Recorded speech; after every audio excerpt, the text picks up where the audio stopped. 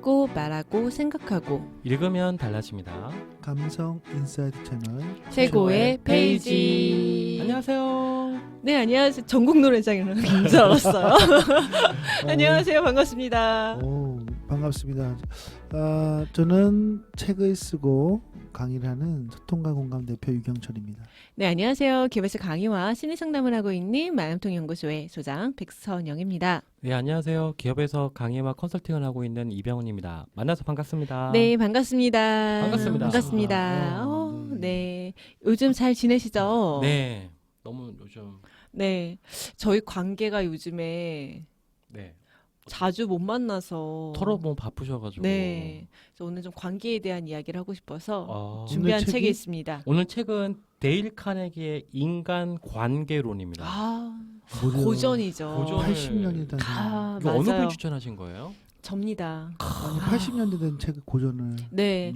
그래서 저 이 책을 구입만 해놓고 읽지는 못했어요. 근데 유명한 책이잖아요. 워낙. 네, 워낙 유명해서 사람들 많이들 읽었던 책 중에 한 권이더라고요. 그래서 네, 저는 아직 못 읽었기 때문에 이번 기회에 한번 읽어봤습니다. 저는 좋습니다. 데이 카네기 과정도 이수했어요. 와. 이거 그- 비싼 거 300만 원 정도 할 거예요. 그거 요즘에도 할 거예요. 비즈니스 하고 계신가요? 요즘도 할 거예요. 음, 피터 드러커도 이수했다라는 과정을. 그래요? 네. 깜짝 놀란 게 제가 전이 담당자일 때 했거든요.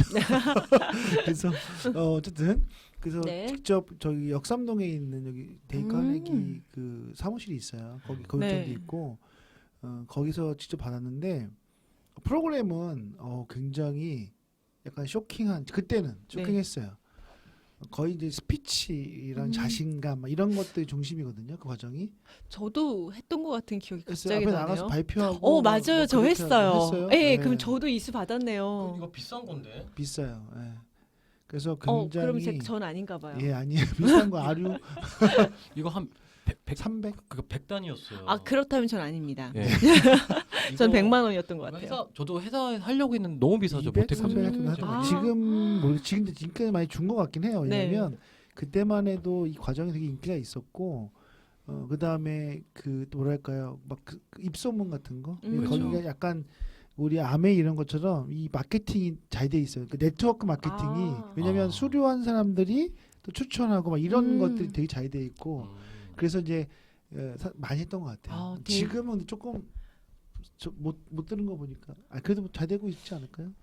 그래도 워낙 네임 밸류가 있어서 예. 그 일반인들은 아마 근데 가격대가 아마 많이 낮춰지지 않았을까. 이게 아. 큰 근데 돈이잖아요. 근데 그런 거 보면 이런 생각이 들긴 하거든요. 우선 80년 된 책, 이건 책은 80년 그쵸. 됐는데 과정도 수십 년 됐잖아요. 네.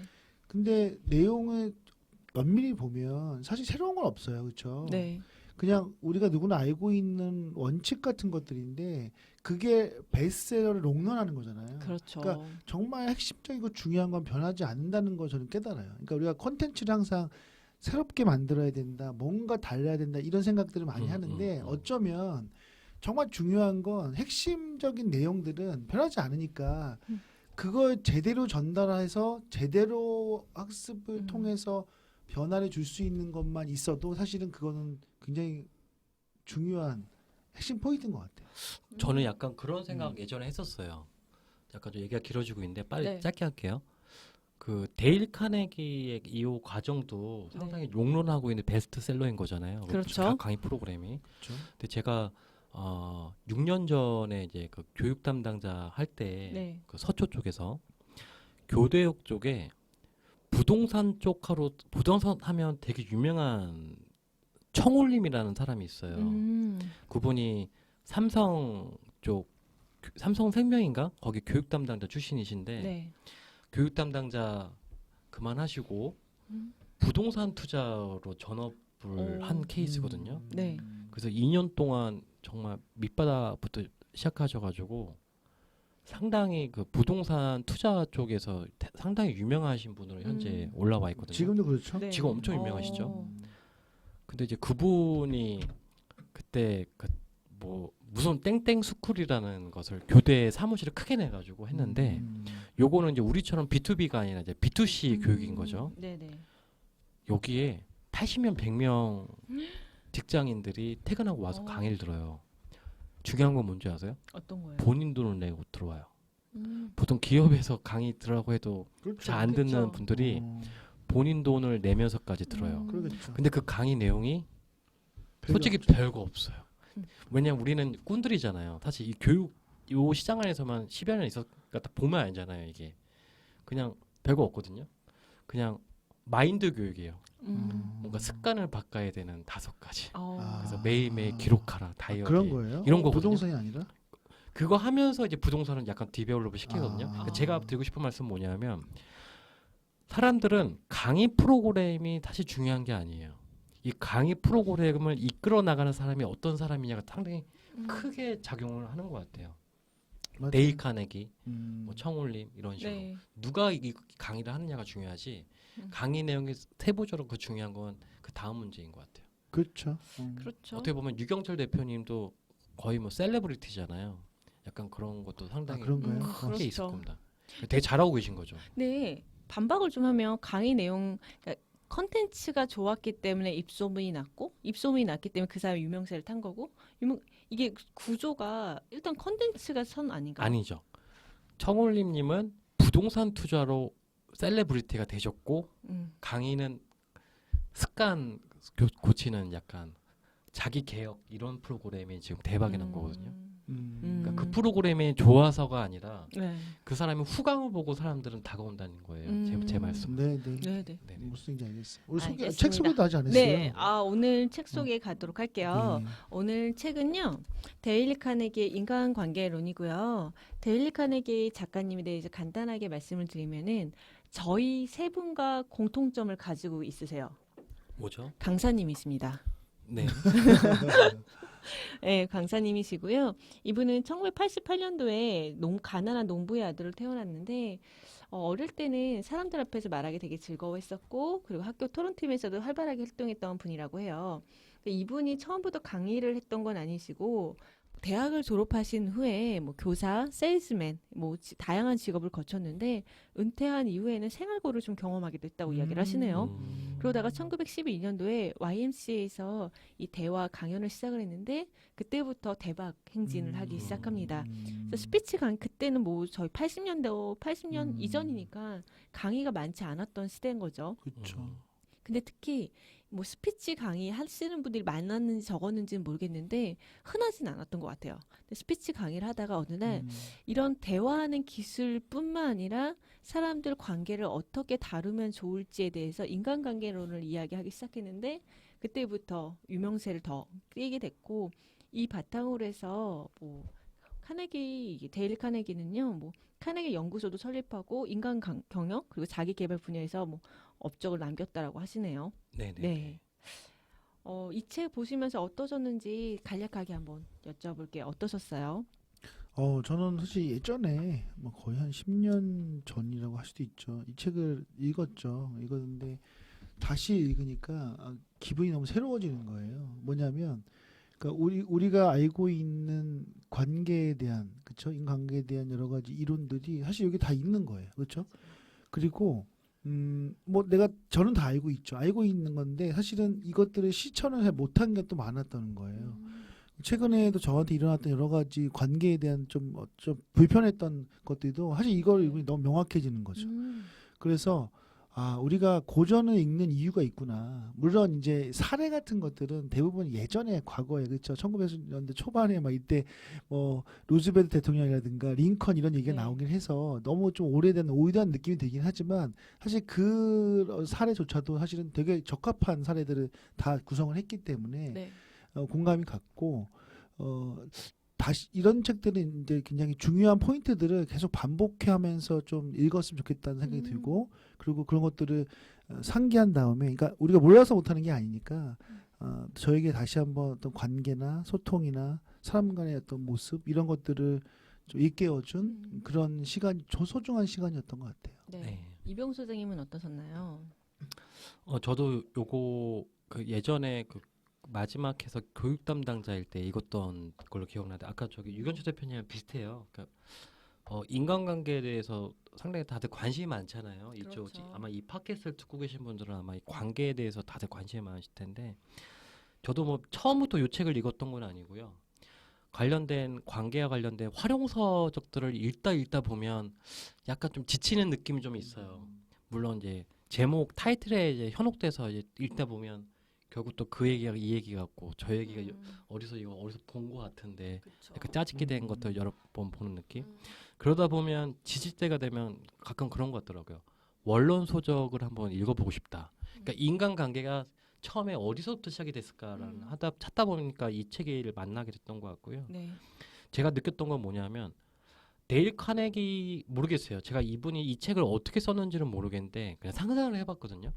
만약에 이런 인간관계 예를 들어서 뭐 비난이나 비평을 하지 마라.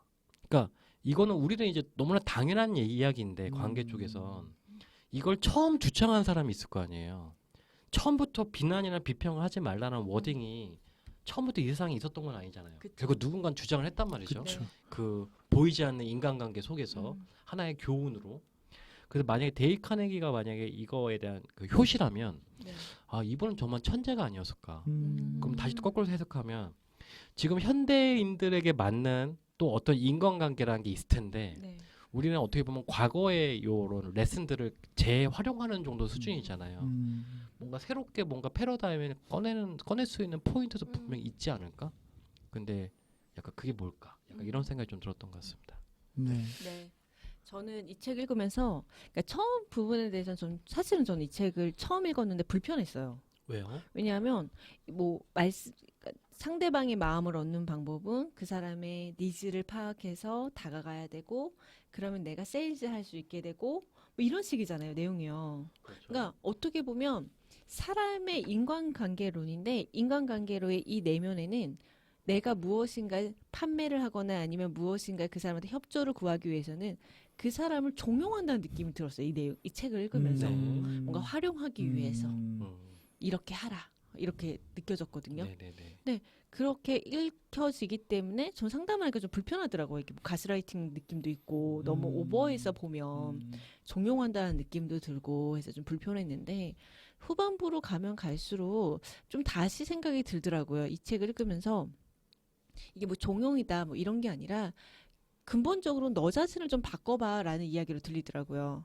그러니까 타인에 대해서 그 사람하고 좋은 관계를 맺기 위해서는 가장 중요한 거 나를 좀 바꿔서 내가 좀 변화하는 실천의 마음가짐을 가져야 됩니다라는 다른 해석으로 좀 들어왔고 두 번째는 제가 이 책을 너무 인문학적으로 바라본 건 아닌가. 그러니까 이 책은 그냥 인간관계 활용서인 거예요. 그렇죠. 실용서인 실용. 거예요. 그래서 네. 아, 내가 너무 심리학적 관점으로 보고 있었구나라는 생각을 바꾸니까 좀 다른 관점으로 이 책 그렇죠. 읽히더라고요. 이게 그러니까 너무 이 책은 정말 실용서적이고 실질적으로 그냥 우리가 이거에 대한 그 관점을 그냥 활용하면 되게 좋을 것 같은. 이걸 뭐 그쵸. 인문학적으로 판단하거나 뭐 음. 깊이 있게 어떤 학문적인 이런 관계론이 아니고 네.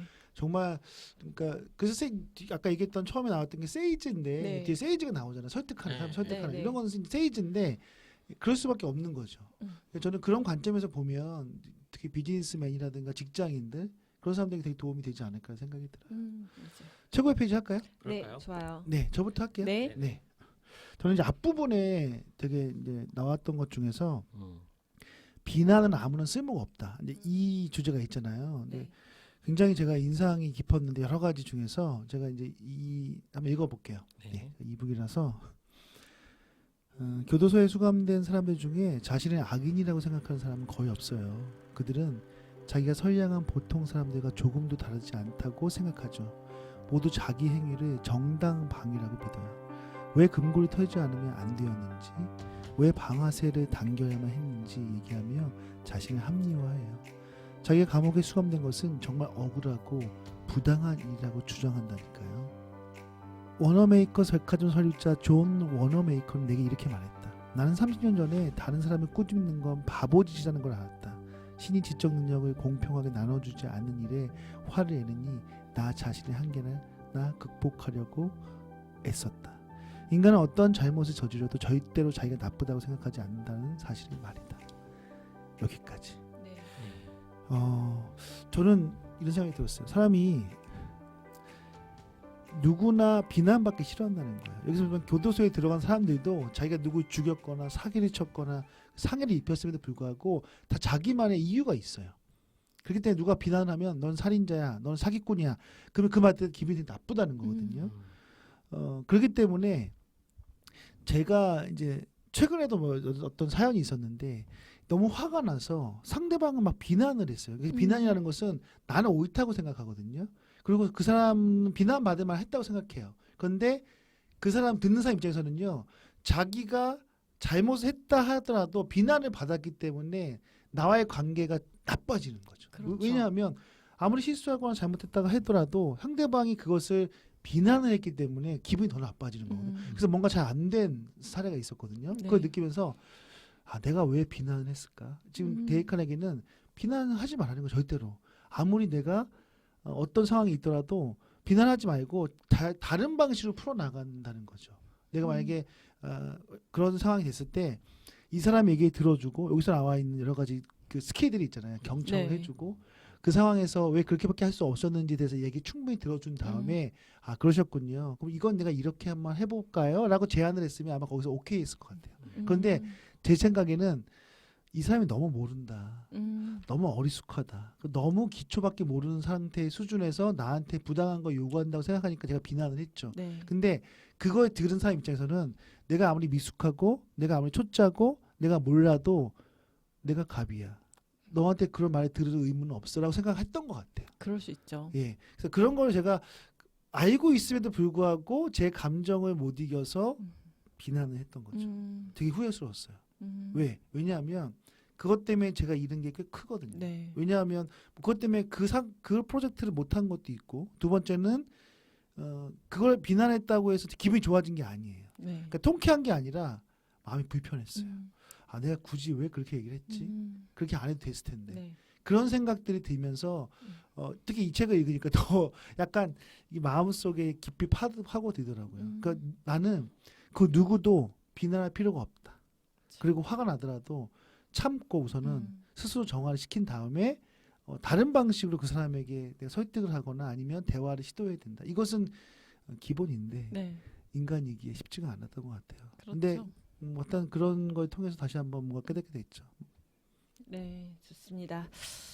이병훈 소장님 최고의 페이지는 어디예요? 저 먼저 할까요? 네. 저의 최고의 페이지 한번 읽어드리겠습니다. 아까 유경철 대표님이랑 좀 비슷한 맥락이긴 한데 예를 들어 식당에서 감자튀김을 주문했는데 종업원이 으깬 감자를 가져왔다면 이렇게 말하면 되는 것이다. 수고를 끼쳐 미안하지만 전 튀긴 감자를 시켰는데요. 그러면 기꺼이 감자를 바꿔줄 것이다. 왜냐하면 우리가 종업원을 존중해 주었기 때문이다. 수고를 끼쳐 죄송하지만 이것을 좀 감사합니다와 같은 아무렇지도 않은 친절한 감사의 말은 단조로운 일상생활의 톱니바퀴에 신선한 기름을 쳐준다. 그리고 이러한 태도는 훌륭하게 교육받았음을 나타내는 증명이기도 하다. 네, 이게 저의 최고의 페이지였습니다. 네. 어떤 이유에서 뽑으셨을까요?